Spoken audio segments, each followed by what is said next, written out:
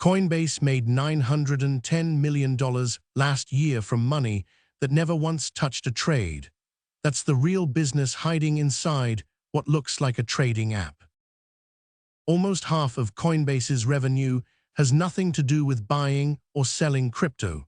It works more like a bank collecting interest than an exchange collecting fees.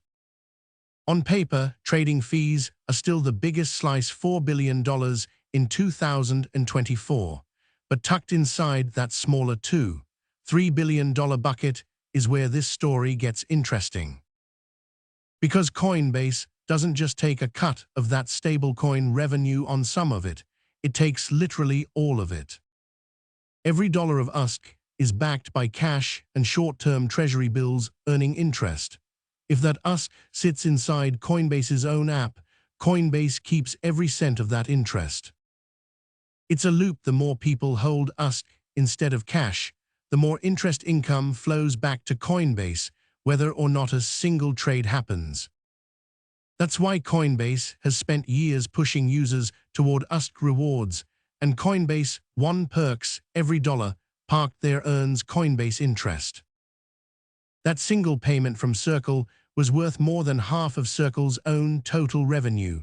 Coinbase, not the company that actually issues USDC, keeps the bigger slice of the profits.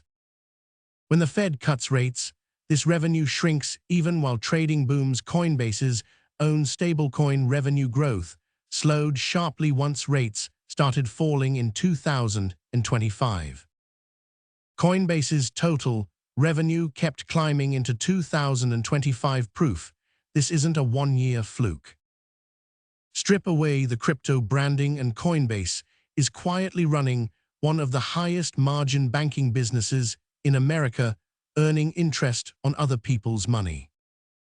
So if trading isn't Coinbase's real business, what is Apple actually selling you every time you buy an iPhone? Follow Moat so you don't miss tomorrow's reveal. One company's real money secret every single day.